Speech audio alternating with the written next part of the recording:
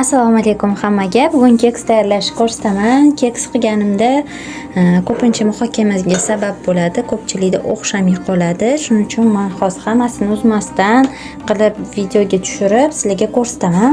Bugun boshqacharoq keks qilmoqchiman, bizeli keks qilmoqchiman. Shuni jarayonni men sizlarga ko'rsatib beraman.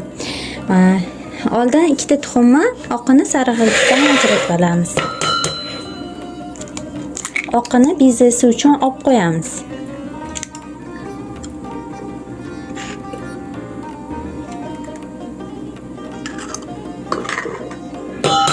Men ko'p masalliqlarni keksga o'zi asli o'lchab solmayman. Keksni o'zim mo'ljal olib qilaveraman, lekin bu safar sizlarga taxminan o'lchamlarni olib berishga harakat qilaman.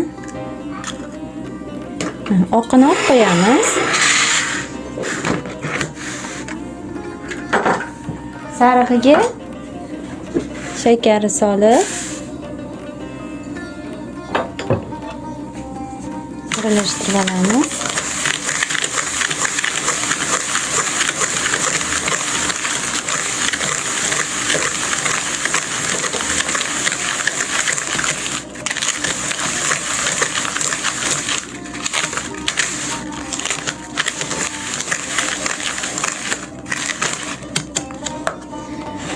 Baribir tuxumimiz kam, shuning uchun yaxshilab aralashmaydi. Mana bir kosa to'la qatiq. Shunga men bir choy qoshiq soda,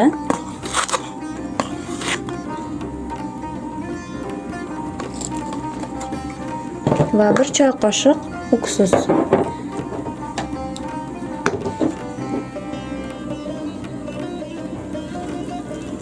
Birinchi sodani uksusda o'ldirib olamiz.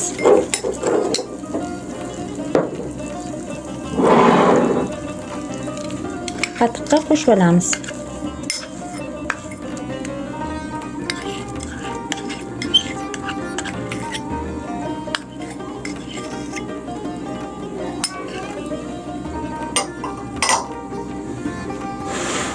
Bu toshib ketadi, shuning uchun men buni ustida qilaman.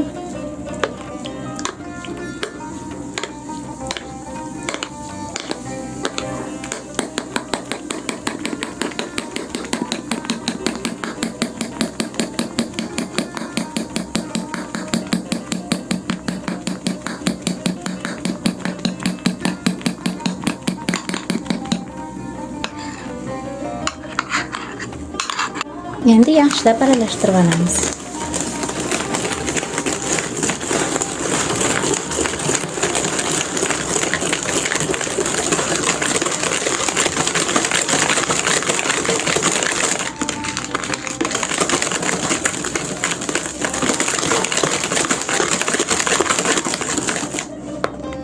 Qanaqa qilib o'lchab bersamki, oldingi videoyimda o'lchaganimni grammlarni yozib yuboraman sizlarga. Aralashtirib olamiz.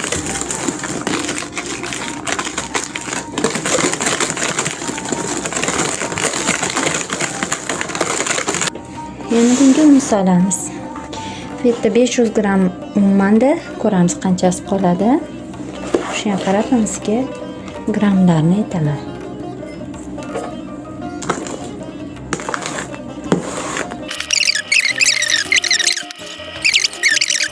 Tuxum sarig'ini birinchi yaxshilab aralashtirib olsangiz, mana bunaqa kamochkada bo'lmaydi. Mana shu oshxonasini birinchi tuxum sarig'ini o'zini yaxshilab aralashtirib olsangiz, keyin tuxum qo'shsangiz, bunaqa bo'lmaydi. Mana quyuqligini mana shunaqa qilamiz. Endi qolipimizga solamiz.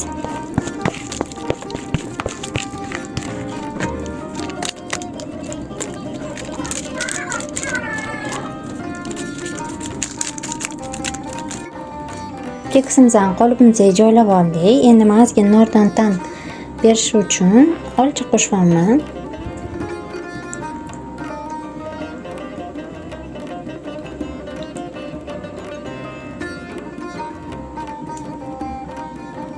Oshga ko'ra xohlasangiz yong'oq, murabbo jam sursangiz bo'ladi ustiga.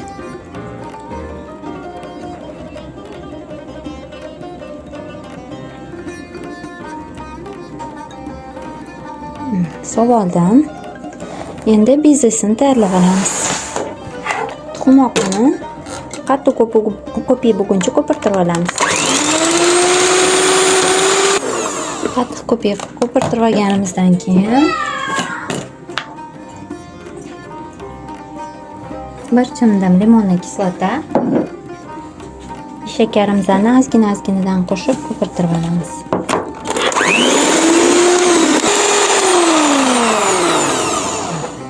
Qattiq plotniy bize chiqadi. Endi bizeni keksimizning ustiga sekin solamiz. Xohlasak, nasadka bilan solgan bo'ladi, figurali berib. Men hozir shunday solib chiqaman.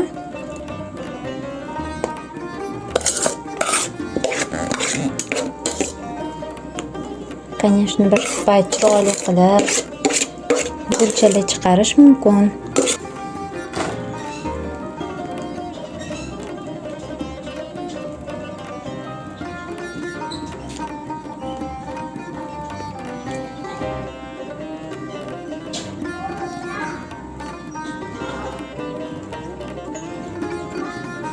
Bize o'xshashi uchun ichiga tuxum sarig'i umuman tushib ketishi kerak emas. Bize ko'pirtiradigan idishimizda обязательно quruq va yog'siz bo'lishi shart.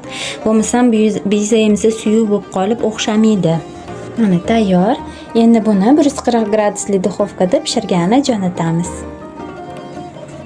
Mana keksimiz tayyor bo'ldi. Mana baland bo'lib pishib chiqdi. Bizelari qotdi. Sekin akkuratni ko'chirib olamiz. Endi ko'chira olmasam, mayli sovsin, keyin birato'la sizlarga buni kesib ko'rsataman. Mana keksimizni chiqarib oldik. Ko'p sovishini kutmadim. Endi kesamiz. Akkuratni kesib olamiz.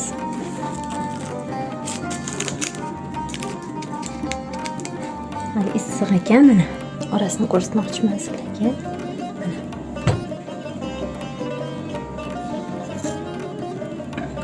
Juda ham mazali bo'ladi.